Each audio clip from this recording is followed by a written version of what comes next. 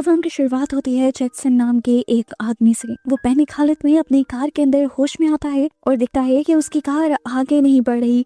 चारों तरफ से वो अंधेरे में ढकी हुई थी। वो हर तरफ से कार के शीशे देखता है तो उसके ऊपर मिट्टी और कीचड़ था। उसे समझ आ गई कि वो किसी मड स्लाइड में फंस गया है, लेकिन किस तरह ये उसे याद नहीं आ रहा। आखिरी टाइम जो उसे बात याद थी वो एक पहाड़ी रास्ते से अपने घर की तरफ जा रहा था, लेकिन फिर उसके साथ क्या हुआ उसे कुछ भी याद नहीं। नाक से उसके खून बह रहा था। कार की चारों तरफ बिल्कुल अंधेरा था, जिससे उसे ये भी समझ आ रही थी कि वो कीचड़ के काफी नीचे है और कोई उसे शायद देख भी ना पाए। इस चीज से वो बहुत ही ज्यादा परेशान हो जाता है।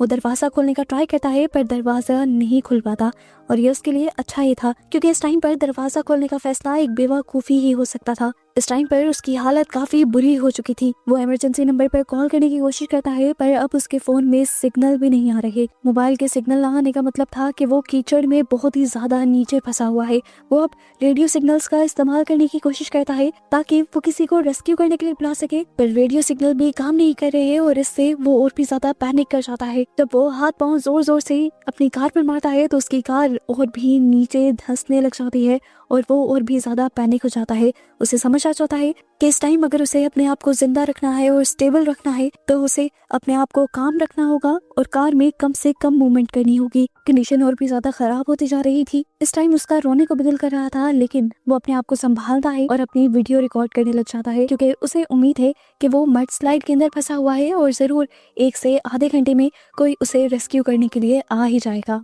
यहाँ पर वो अपनी कार का मैनुअल निकाल कर उसके ऊपर वो मैप बनाकर इमेजिन करने लग जाता है जहाँ से वो चल रहा था। उसे आखिरी मेमोरी जिस जगह की याद थी वो एक पहाड़ी के पास का एरिया था।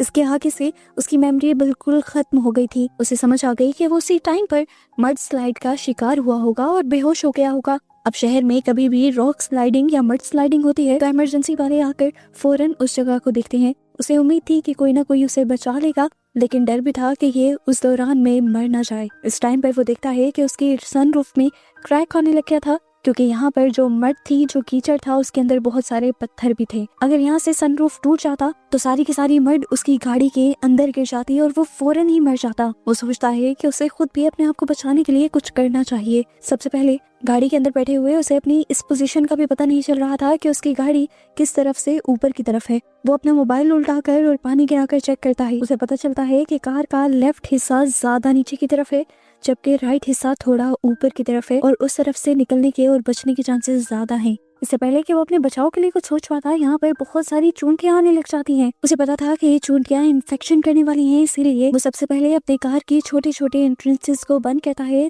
ताकि ये चूंटियां अंदर ना आ सकें। इसके बाद वो अपनी मदद के लिए और भी सिग्नल्स देने का सोचता है और सबसे पहले हॉर्न बजाता है, लेकिन इस हॉर्न को कोई भी नहीं सुन पाता। इस टाइम वो बहुत ही ज्यादा पैनिक होने लगा था, पर वो जानता था कि वो ज्यादा मूवमेंट नहीं कर सकता। ज्यादा पैनिक होना भी उसके लिए अच्छा नहीं था। अपने आप को काम डाउन करने के लिए वो अपनी वाइफ की वीडियो देखने लग जाता है। उसकी वाइफ प्रेग्नेंट थी। यहाँ पर वो अपनी वाइफ को प्यार करता है और इस सब के दौरान उसे नींद आ जाती है। नींद में उसे अजीबोगरीब ख्वाब आते हैं कि जैसे वो किसी पानी की बोतल के अंदर ट्रैप हो गया है और उससे सांस आना बंद हो गया है।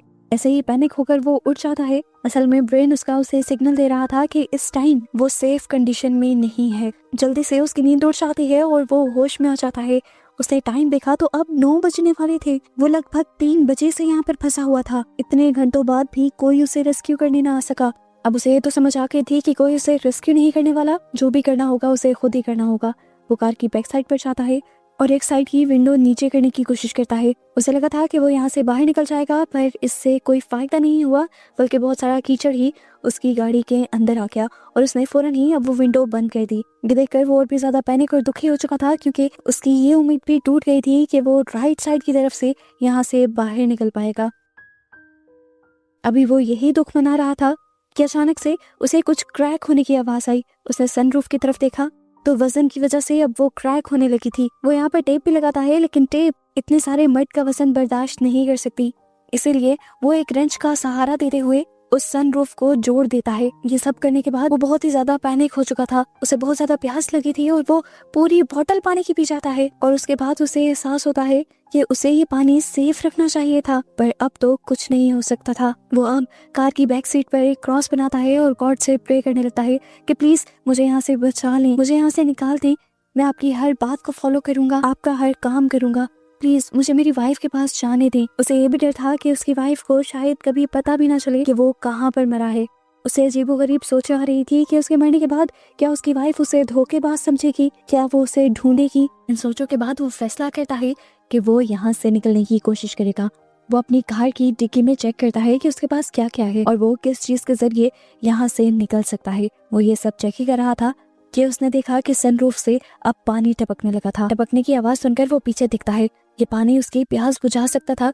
उसने मुंह लगाकर पानी पीने की कोशिश की, लेकिन ये कतरा कतरा पानी उसकी प्यास नहीं बुझा रहा था।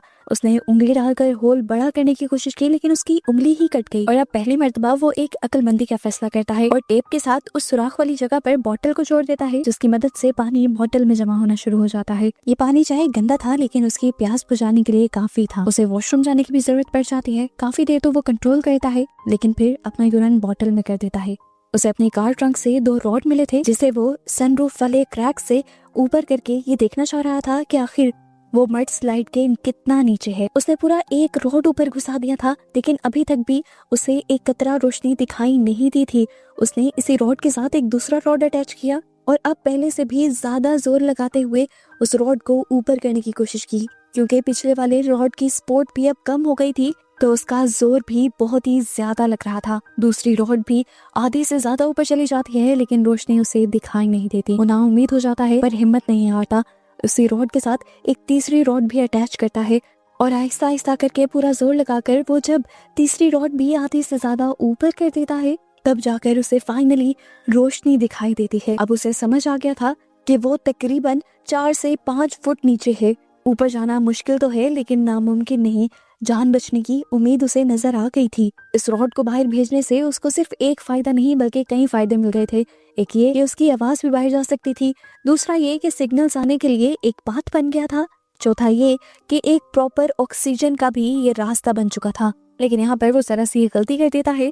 आग जलाकर धुएं के जरिए सिग्नल ऊपर भेजने की कोशिश करता है, जिसकी वजह से धुआं इस गाड़ी में ही भर जाता है और ऑक्सीजन कम होने की वजह से वहाँ कार्बन मोनोऑक्साइड बनती है, जिसकी वजह से उसे सांस लेने में भी मुश्किल होती है। जानता था कि धुआं आहिस्ता आहिस्ता ही सही, लेकिन ऊपर चला जाएगा। अब वो यहाँ पर बैठकर कुछ कैलकुलेट करने लगा था, लेकिन तभी वो देखता है कि किसी चीज के रेंगने की आवाज आ रही है। उसने पीछे मुड़कर देखा तो वो रॉड नीचे आ रही थी। वो उस रॉड को वापस ऊपर करना चाहता था, क्योंकि वो रॉड ऊपर रहती तो उसके बचने के चांसेस ज्यादा थे। रॉड और भी ज्यादा तेजी से नीचे आती है और उसके सर में लग जाती है और वो बेहोश हो जाता है। बेहोशी की हालत में वो दिखता है कि वो अपने घर पहुंच गया है, लेकिन उस घर के चारों तरफ भी मिट्टी ही मिट्टी है। असल में ये उसे हेलुसिनेशन हो रहे थे। अचानक से वो जाग जाता है तो दिखता है कि उसका सर खून से भर चुका था। ब्लीडिंग बहुत ज्यादा हो गई थी। होश में आने पर उसने सबसे पहले अपनी शर्ट उतारकर अपना ब्लड रोका और फिर उसने देखा कि सनरूफ टूट चुका था और बहुत सारी मड अंदर आ गई थी और इस मड के अंदर एक मरा हुआ बर्ड भी था, जिसे वो संभाल कर रख लेता है, क्योंकि इसे वो बाद में खाने के काम लाने वाला है। टाइम गुजरता रहता है और उसकी हालत बहुत ही ज्यादा खराब होती रहती है, यहाँ तक कि उसकी आंखें बंद हो जाती हैं और फिर सीन कट होकर हमें कुछ टाइम बाद का सीन दिखाया जाता है। हमने देखा कि यहाँ पर कोई मिरेकल हो गया था, कोई मौत हो गया था। उसकी जान बच गई थी। वो अब अपने घर जा चुका था, एक नॉर्मल जिंदगी गुजार रहा था। उसका बेबी भी हो गया था। अपनी फैमिली और ऑफिस लाइफ वो बहुत ही नॉर्मल गुजार रहा था और यहाँ तक कि ऑफिस में प्रमोशन भी हो गई थी। ये सब इतना जल्दी हो रहा था, समझ में नहीं आ रहा कि ये सब कैसे हुआ। इसी टाइम पर वो देखता है कि जो उसकी कलीग उससे बात करने के लिए आई हुई थी, उसके नाक से भी खून निकलने लगता है और उसके मुंह से मड निकलने लगती है। ये सारी चीजें उसे बहुत ज्यादा डरा देती हैं और दोबारा से यहाँ कार के अंदर उसे होश आता है। वो सब भी बस उसके हेलुसिनेशन से थे और वो अब भी बेहोश था। अब फाइनली उसे ये बात समझ आ गई थी कि वो बचने नहीं वाला।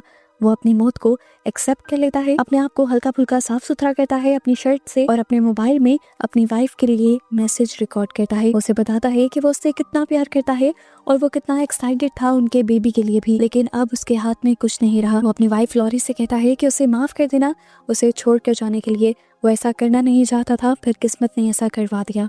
यहाँ पर वो अपने आने वाले बेबी के लिए भी एक मैसेज रिकॉर्ड करता है, जिसमें वो कहता है कि मैं ये सारी बातें इसलिए रिकॉर्ड कर रहा हूँ ताकि तुम जान सको कि तुम्हारे डैड तुमसे बहुत प्यार करते थे। वो कभी तुम्हें छोड़ कर नहीं गए, बस उनकी मौत हो गई थी। तो मेरे दिल में कभी अपने लिए कोई नफरत ना पालना।